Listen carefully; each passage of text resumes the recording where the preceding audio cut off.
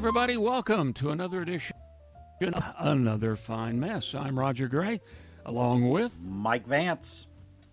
There you go. All right. Good to have you with us. And Michael, good to see you again, of course. Let's see. Where do we start? Do we start with the Iran deal this morning? Yeah, probably. You know, or whatever they're going to call it by tomorrow. yeah, it's like everything else with this administration. They try to keep all the details hidden because the details normally make them look bad. But what is floating around at the moment is that we are unfreezing 14 times the assets that Obama did. Yeah. Which, by the way, we should point out, drove the right absolutely bonkers when the original Iran deal was agreed to. Yep, they went absolutely ape shit. And I think is the technical psychological term, that the I see. that those medical people use. But yeah, so 24 billion, and the report is that the Iranians have already gotten half of that. So I've seen those reports. And then the other thing is the $300 billion that would be a reconstruction fund that J.D. Vance, not his real name, said something to the effect of that the Gulf states would be ponying that up.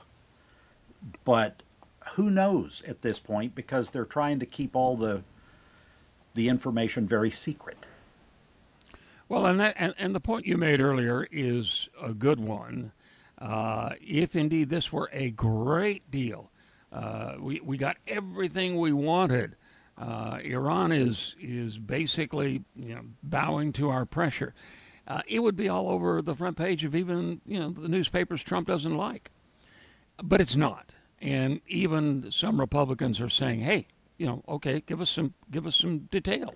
Yeah, on top of that, the strait is reopened, and so he's trumpeting that.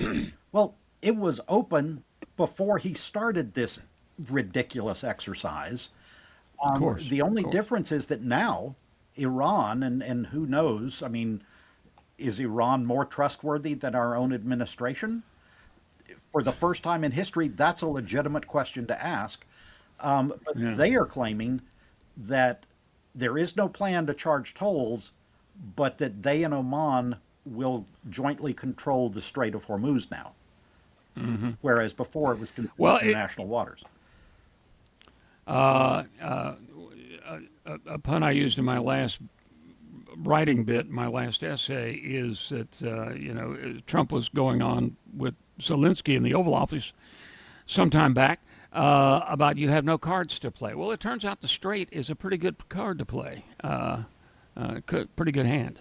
Yeah, like I said, we don't know the details, but based on what we are hearing, based on what is being reported both by American media, Iranian media, British media, around the world, based on that, you can only judge that the U.S. has come out as the loser in this ridiculous thing. And let's not forget that Israel is already bitching about the whole deal and saying, well, we can't necessarily abide by this. So again, it's your drunk girlfriend or it's your frat buddy who you really don't want to go out with because he's going to start some trouble in the bar. It's like, even Trump is telling Netanyahu, you need to shut up. You need to do what I say. And yeah. However you say chill out in Hebrew, yeah. And by the way, I had one of those way back in the dark recesses of my single years. And to be fair, and I always precede, my attempt at balance. If Trump does something good, I'm more than willing to give him credit, and I'll name one: the vaccine. He did clear the path for the quick development and adoption of the vaccine during the pandemic. Now, once he found out that the nutcases online in the MAGA movement don't like the idea of vaccines, are suspicious of everything scientific, he unfortunately backed off. But the vaccine saved a lot of lives, and the guy deserves some credit for that. His actions later were absolutely cowardly, but this deal, as they're calling it, is really worse than the deal he tore up in his first term. The original Obama deal, and by the way, it wasn't just Obama. The signatories to the deal were all the members of the Security Council of the UN, the permanent 5 members plus Germany in the original deal. It removed enriched uranium, lots of it. It left them only enough for a civilian program, and it had inspections. Were they perfect? No. Let's face it, the SALT Treaty, none of the treaties have been perfect in terms of inspections.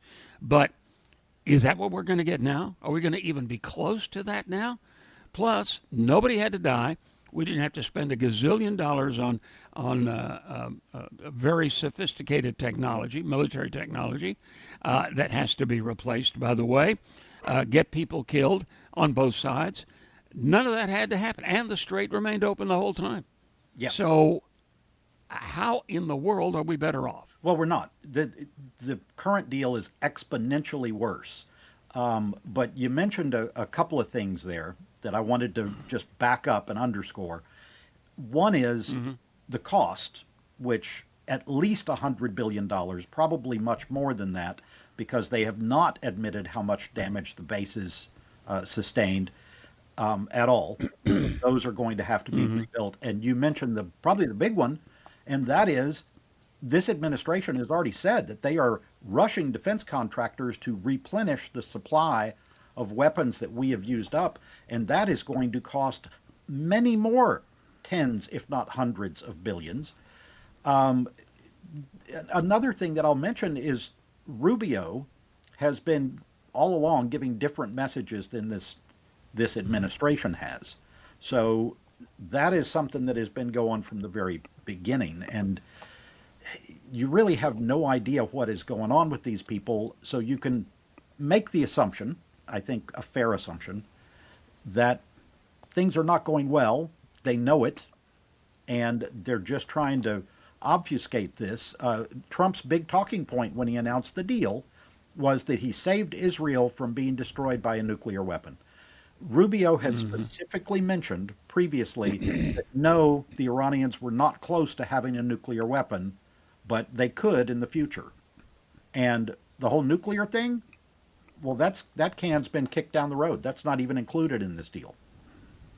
Yeah, that is to be, that's a player to be named later in this particular deal.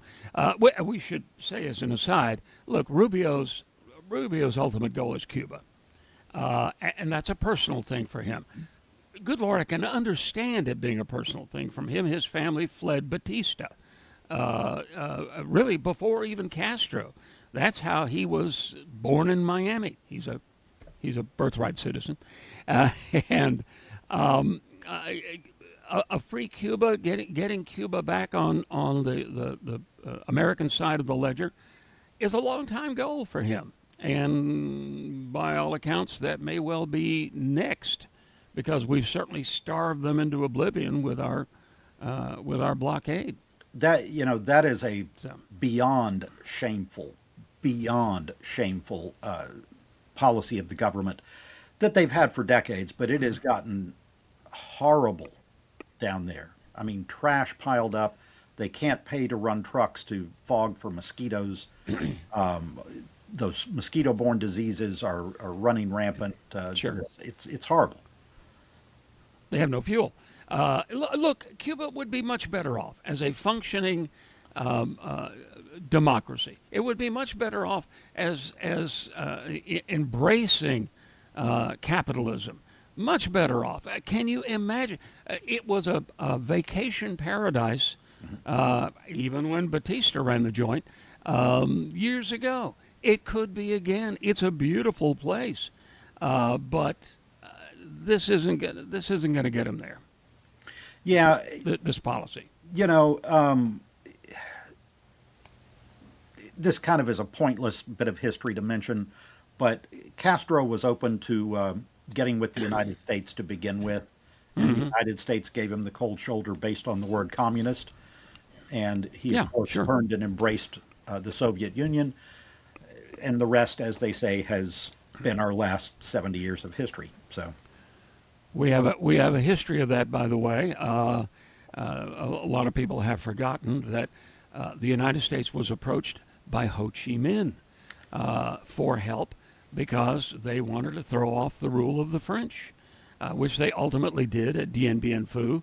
And when America said no, due to the word communist, socialist, whatever, he turned to the Russians. He turned to the Chinese.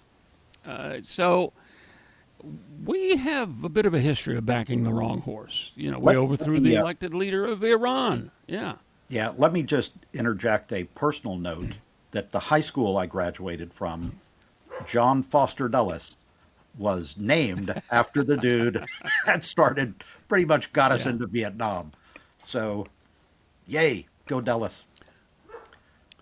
Well, Dulles is the man. It's somewhat apocryphal because it's been attributed to others. He's the one that reputedly, at least legend has it, Churchill called a bull who carries his own china shop with him. So, at any rate, so let's move on to before we talk a little Texas politics, which for those listening who don't know us, is our home.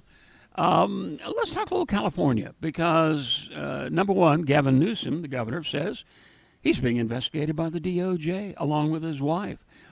DOJ is only saying they're looking into, they are admitting they're looking into some financial shenanigans in the cabinet, in the government there, not necessarily at him.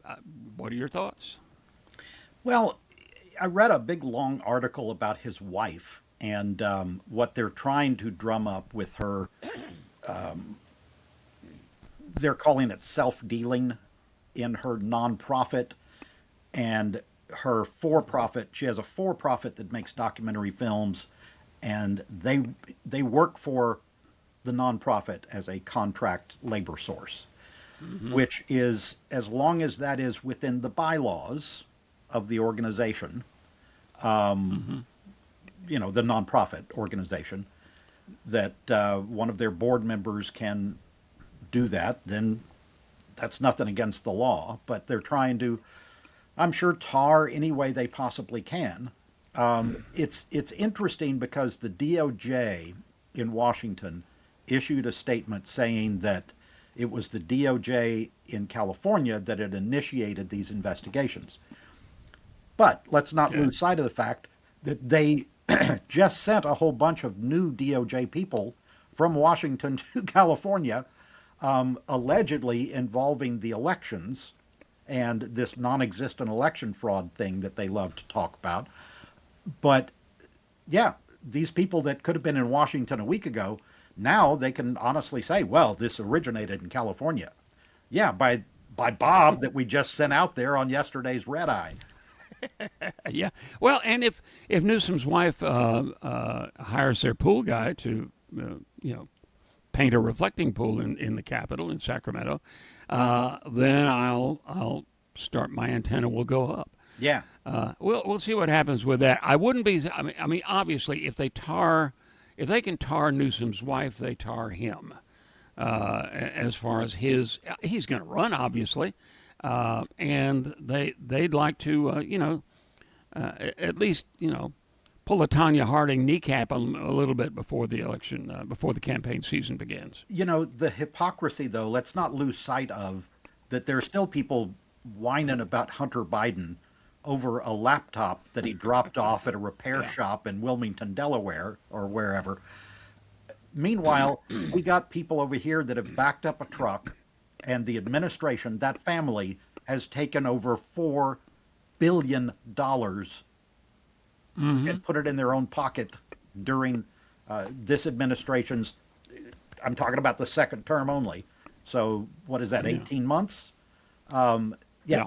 $4 billion that they have enriched themselves. But by all means, let's talk about whatever her name is, Newsom. I forget her first name, but Yeah. let's talk about, her nonprofit. Let's talk about Hunter Biden's laptop.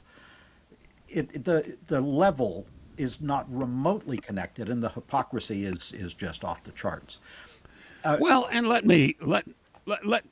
if I could back up and a little history lesson for all of those who have forgotten. This all began when Hunter Biden was on the board of a Ukrainian energy company. Okay, this is when Ukraine was run. Oh gosh, if I'd known I was going to explain this, I would have looked up his name again. The former president of Ukraine, who was horribly corrupt. I think he's living in Monaco now, or in Cyprus, something like that. At any rate, no, the head of the energy company. Anyway, Hunter was on the board of this energy company. There was the son of another prominent American politician, again whose name I've forgotten, who was also on the board. It's one of those deals, you get a name on the board. The government before Zelensky was incredibly corrupt. The prosecutor in the state prosecutor in Ukraine was incredibly corrupt. Investigations into this energy company, which was corrupt, were not much to speak of. There were payoffs under the table involving that. The administration here, when Joe was vice president, the Canadians, the Europeans refused to give Ukraine any more aid until they cleaned up their act. And Biden was sent to do that. He told them, you get a real prosecutor, you get this guy out of here, or the money spigot has been cut off from, like, the IMF. They did. And Biden said, we did get them to do that. This was not a secret mission to save his son. He didn't board Air Force Two in the middle of the night secretly. How would you do that? To go over there to save the kid. The prosecutor was removed, a real one installed. If anything, a real prosecutor would make life more difficult for Hunter. And Hunter left the board. The owner of the company, the head of the company, left the country. And we got Zelensky as a result, a real president. So that's what happened there. Joe didn't go there to help his kid. He went there to help Ukraine, and he was sent there with the full knowledge of the administration, the Europeans, Canadians, everybody. Yeah, let's make, that's what that was all about. Hunter's a slime ball, but that's what that was all about. and let's make something really clear here.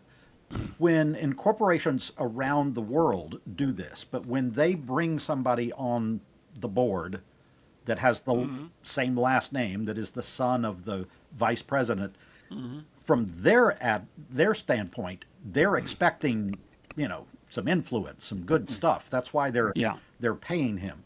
That doesn't necessarily mean they get it. As you said, the relationship between Beau Biden and his dad was close. Between Hunter and his dad was long frayed before that. So, here's Hunter's getting paid. Oh. So, he's like jumping on this. This is great. But that doesn't mean that there's any sort of corruption going on the other end. It means somebody's trying to get in good graces, but, Well, the big question is, what did that company get out of this? Everybody says, well, the prosecutor got fired. Yeah, he was a lousy prosecutor. He was a corrupt prosecutor. A real one was installed. Otherwise, the government of Ukraine was going to be sucking air in terms of international aid. So they didn't get anything out of this. And Hunter was out of a board position, ultimately. So I want to switch gears back to California for a second, if we can. I mentioned the elections out there, and I have a question for you. But first, I just wanted to talk about these baseless charges, and they are all baseless. These have all gone to court over and over and over, and every time there's no evidence. People have been disbarred over this. But the latest one is over Spencer Pratt, who I have no idea even who this guy is. But my liberal friends, some of whom are very annoyingly strident, but the ones that live in Los Angeles have been going crazy over him, and the administration is charging that some of his mail-in ballots were thrown out. That's not true. This has already been checked out, and it's not true. But here's the part that I wanted to mention. the story originated that they put out, this evidence came from a fictional town called San Recto, Recto. So, in other words, recto. In other words, they pulled this out of their ass, and they're admitting that in Spanish. San Okay. Recto. That one I had not heard. Yeah. Had not heard. Spencer Pratt was on some. Hold on, give me a second. The Hills. I never watched a moment of it, but he was in that series. I don't know if it was a scripted series or if it was some sort of semi-reality show. But he was in that. That is literally his claim to fame. It's sort of like being Scott Baio, and he was doing apparently okay. But as they kept counting ballots, his second place slipped to third. Well, and That happens in California. That's the way they do it. They take a long time. Tom Steyer, by the way, also flipped down to third, which is interesting. My question to you is whether or not a billionaire, even a billionaire who is to the left of Becerra, who ultimately made the runoff,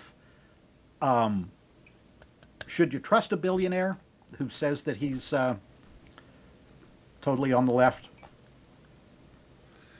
Well, FDR, JFK, Not- you can be very rich. Lyndon was rich. You can be very rich, and still be an honest politician. I would make, and I'm not advocating that you shouldn't trust Tom Steyer. I would say, by the way, and you know my opinion on this, that I will make the case all day long. JFK was not a liberal, but a centrist. Well, yeah, okay, yeah, I'll go with that. And I wanted to add something in about, yes, California has always had complaints about the way they do their vote counting, but one of the things that everybody was on the right was whining about was they wanted paper ballots. Well, that's how paper ballots work. You have to count them. It takes a long time to count them, and that's what California's doing. The little rural county that I live in, which is a tiny little county, just had their county judge election. The primary. I mean, in this county, the Republican primary, that's the only thing that matters. And the guy ended up winning by 13 votes, the one that got elected. He had 14 votes, but three mail-in ballots came in after they had already released the results, and they had they forgot to sign it, or they had incorrectly put down their zip code or something like that.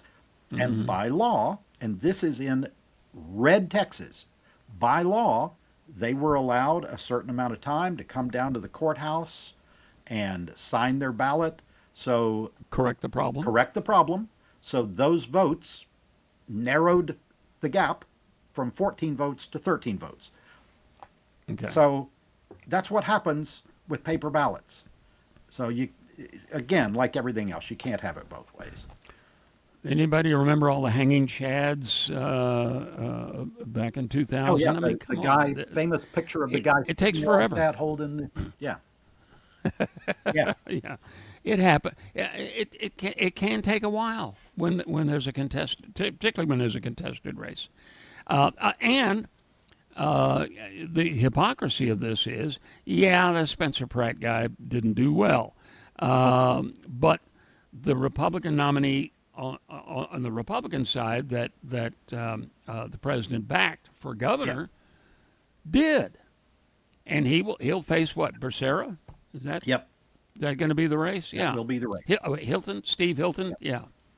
So, it can't just be honest when it only works for your guy. Well, as people have it just pointed out can't. repeatedly, if the Democrats had some sort of secret way to rig elections, why would Hiroshito be in the White House right now? Yeah. If the Well, Democrats knew what they Excellent were doing point. and could pull this off, why would we be putting up with this shit show down there? All right, now let's bring it back to our home state. We just had the GOP convention in Houston. where they paraded a live elephant through the hall. Where were they holding that? Was it at the big center by the freeway? Anyway, it doesn't matter. I've been away from Houston for so Yeah, long. I've it forgotten may have what been it's at called. the may have been at the George R. Brown, actually, The George R. which is Brown. the That big was what I convention was center. thinking. Or for all it But could have anyway, been at an ice house go on ahead. Airline Drive. I have no idea really, but But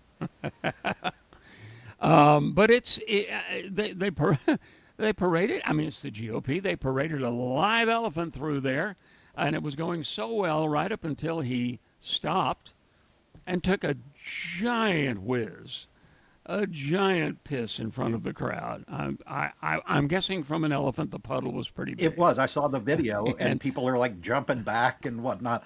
There's there's also. Did you know that that was an abused elephant?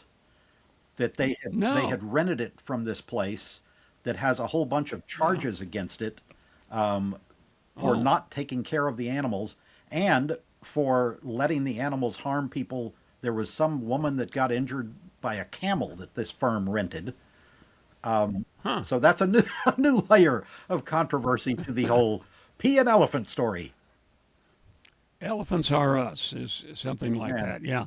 Well, at that convention, our good buddy Dan Patrick, whom I know, gave a speech, and he said that James Talerico, the Democratic candidate running for the Senate against Paxton, is going to hell. Number one, I am immediately the switch turns off for me when somebody declares that they know who's going to heaven or hell, and he's basically, and I know Dan Patrick, and let me put it this way, that wonderful line from Oscar Levant, who said, "I knew Doris Day before she was a virgin." Well, I knew Dan before he was this guy, and this guy has become, Mr. Pious on the president. It heads up the president's whatever the hell that board is, and he has decided he knows what's going to happen in the end times, I guess. Uh, Talerico's response was pretty good. He said, "Look, when you worship power, anything good sounds like blasphemy." So I thought that was reasonable. Yeah, I mean, But we Talerico go ahead. Talerico went to and graduated from a seminary. So Presbyterian yeah, Seminary. so Yeah. we will trust him to be able to handle all of these absurd attacks from people that are not remotely Christian at all. Not Yeah. in their practice. You can't just claim to be something like that and make it so if you're not going to actually follow the teachings. I remember when Dan used to come in and tell dirty and racist jokes to you and in the studio. So yeah, he was a different guy before he started claiming to be. Oh, yeah. Although I'm not sure that he wasn't already claiming to be born again at that point. I know when that happened, and I'll tell you off the air how and when I know that Okay. happened because Dan has much better lawyers than Yeah, I of do, course. and part of my complaint against Dan is the way he acquired enough money to have much better lawyers than I do. It's a story for another time when I feel a little more immune. But yeah. When I got hired away from a radio station, short story, by Dan. It was an upstart. There were three of us that took a real chance going to work for him because it was an upstart. The station I worked for was long established by the Hobby family in Houston, legendary family in Texas. And I took a chance. He offered me money. He offered me a car and a piece of the action, shares in the company. And frankly, Dan was a lot of fun back then. He threw wonderful parties for the staff. The rest of it I will tell you off the air, but I know when he changed It was a pretty fun place to work for a while, anyway. But that again is a story for another time. So I want to talk. let's get back to Yeah, I want to talk yeah. World Cup for a second. Okay. And a And then that other big sporting event that happened over the weekend. Yeah. well, the World Cup's kind of a big thing. I mean, the World Cup, just let me say, it's the greatest sporting event on the planet. Nothing else is close. The Every country, I mean, things shut down when they play their matches. It's just incredible. But Oh two yeah. things I want to mention. The team from Iran played their first match yesterday, a draw with New Zealand, by the way, 2-2. Played it out in California, and there was a clip, and of course you can edit these things to get anything you want. But there was a clip I saw this morning of all these U.S. fans wearing U.S. gear, standing around, and they were being asked about what they thought about the team from Iran being here in the United States. And every one of them they showed in this clip, and there were maybe a dozen of them, were all, hey, governments have nothing to do with this game. This game is football. We're here Yeah. for sport. We welcome them. I'm glad they're here. That was the general sentiment. They also interviewed, Play ball. yeah, they also interviewed some fans wearing Iranian gear, and they were all sitting there going, I don't like, these are Americans that were from Iran, basically, is Yeah. and they're going, look, I don't like the government there, but this is the country and this is for the people, and we're rooting for the people. So the sentiments were the same on both sides. But this is the one I wanted to talk about. Adam Kinzinger, the one of the Republican congressmen that went against Trump in the first term. He was on the January 6th committee. Yeah. Yeah. So Kinzinger, who is not in Congress any longer because, he was threatened, bodily threatened, and all of that, he wrote this great piece about what was going on in Lawrence, Kansas. Every team gets to pick a place that they train, and the team from Algeria is training in Lawrence, Kansas. That's their home base, and Okay. because they're playing a couple of their games are in Kansas City, so that's what they picked. The band from KU, which happens to be where my wife went to college, the band from KU learned the Algerian national anthem so they can play it when these players who are, first time in the United States or Sure. anything like it, when they come out, that's their welcome. And there was a guy that they talked to, an older guy, standing on a street in downtown Lawrence, Kansas, which is not a big place. It's totally a college town. And they said, "What do you think about the Algerians? Do you know anything about Algeria?" And he gives this kind of sheepish grin, and he goes, "Not really, but I'm glad they're here. Welcome." Yeah. That's who Sure. Americans are. Those stories demonstrated through sport, that is who Americans are.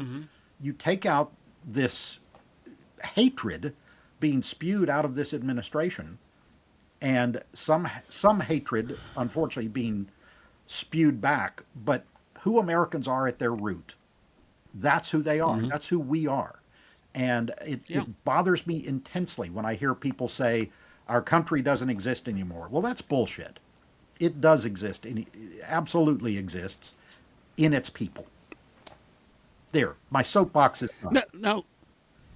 Well, yeah, you're right. I'm astonished at how some people vote sometimes. I have a wonderful unpublished detective novel that I wrote years ago. I'm slowly piecemeal rewriting, but the villain was a rich TV preacher, and my character is watching one of his rallies. When I wrote it, the rally was at the Dome in Houston, and but he thinks to himself, it's not their fault. They got suckered. They got suckered in. They're believing everything he's saying. The fault is with the guy who is suckering them. not necessarily the rubes, the suckers, and they're just gullible. That's not a sin, but that is also not all that Americans are, as you say. It's a wonderful example, frankly. It's sad that their first trip to America is Kansas, but other than that, you know, Well, parts of Kansas I, are peacefully scenic, very, very gently rolling very flat. flat, Yeah, flat. Wheat fields of wheat, endless fields of wheat. and sunflowers. They have sunflowers, Raj. Oh, good. Let's talk about the other sports event. Of course, over the weekend was the the fight, the fight at the White House. I saw one person, and you're the historian, but you probably have to look it up too. I forgot to. I saw one of the commenters trying to defend this, saying, well, there have been two boxing matches staged at the White House in the past. I'm guessing a long time ago, but Boxing used to be I don't. yeah, boxing used to be a pretty portable sport. So I don't know that they were billed as some sort of big spectacular. I can tell you they were not televised. So, you know, I will have to look that up and see exactly who Yeah, that was. It could have been it may have been, Teddy Roosevelt and a mule. I have no idea. I was going to say John L. Sullivan and somebody. Yeah. Yeah, yeah. But this one, I will say, watching these guys, these steroid, muscled up, tattooed guys walking through the green room on their way out of the White House, making that a part of their entrance. That's the room. James Madison signed the first declaration of war in the history of this country in that room, War of 1812. It is historic. It is where dignitaries are greeted. I saw another one walking through the Red Room. That's where dignitaries sit and have tea and are welcomed, and first ladies welcome other first ladies and so forth. Watching these clowns walking through, and Trump with that scowl that he thinks makes him look, intimidating. It's embarrassing to me. Well, it is. It really bothered But me. I'll be honest these with are you. the people that are applauding this are the same ones that lost their damn minds over Obama wearing a tan suit. Yeah. So, I'm sure that if they could have brought an elephant in there to whiz on the East Room carpet, they surely would have. And this is not to mention the Josh Hokett, the Michelle Obama crap. That was, number one, I found out Joe Rogan is a lot shorter than I thought. Oh. But, yeah, once he gets out of his podcast chair. But the fact that he just stood there and grinned as this moron yelled about Michelle Obama in front of the White House. He just walked out of the White House that they occupied for 8 years.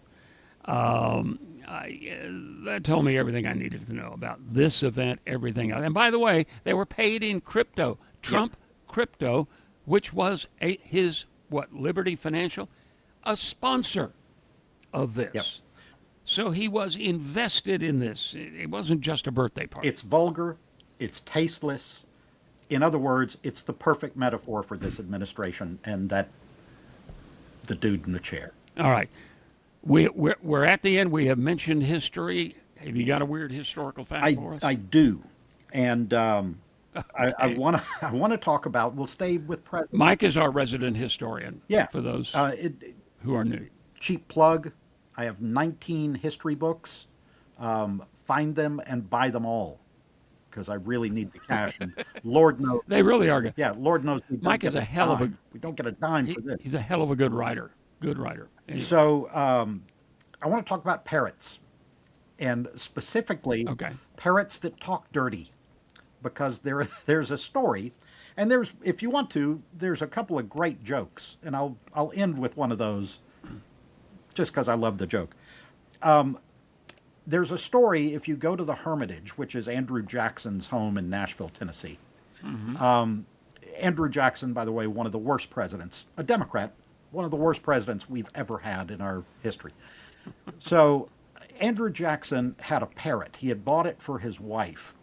The story goes that he bought it in 1827 at a tavern in Nashville. And then his wife, Rachel, unfortunately died the next year. So Andrew stuck with the parrot. And he named the parrot Paul, or P-O-L-L, or Polly.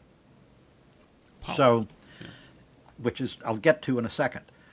An African gray is this parrot. And the parrot apparently learned to cuss a lot from hanging around Andrew Jackson, who liked to cuss a lot.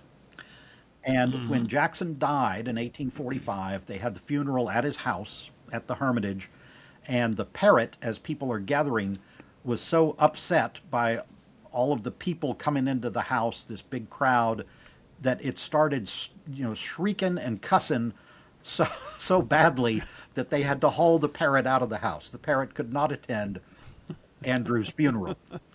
So it got me to looking, is that where the Polly want a cracker thing comes from? And the answer is no. Apparently Ben Jonson, who was Shakespeare's contemporary, wrote a play in 1606 that had a character whose name was Paul, P-O-L, who he and his wife went to Italy. They spoke no Italian, and so they spent the whole time just repeating everything they heard. So parroting. So ever since then, in Britain, Polly was associated with parrots. The cracker part was an ad from Nabisco in the 1890s that had a parrot and a cracker. So there's your lesson. I will tell you, I got it. Well, it's like, Go ahead. go ahead. No, I was going to say so many traditions and things that begin with advertising. The whole Black Eyed Pea thing began with, it was an advertising campaign. Well, I gotta end with a parrot that cusses joke, because there are a couple of great ones. All right. This is my favorite one. Okay.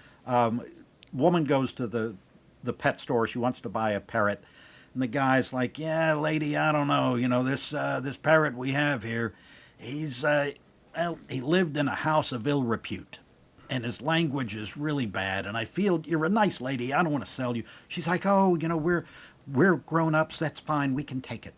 So she buys the parrot, takes it home, sets it up in the kitchen. Parrot looks at her and goes, "Oh, new house, new madam." First, the woman's a little shocked, and then she kind of laughs. The daughter comes home from school. Parrot goes, "Oh, new house, new madam, new girls, woo, woo." Daughter's a little shocked, and then they kind of laugh. A little later, the husband comes home from work. Parrot goes, "Hey, Bob, how's it hanging?" Okay. I like it. I like it a lot. Okay.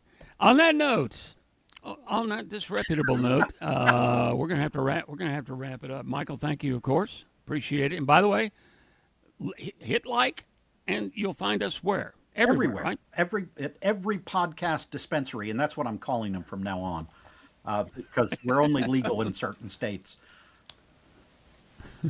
I like it. So check us out wherever you get your podcast, assuming you get a podcast. If not, start with this one.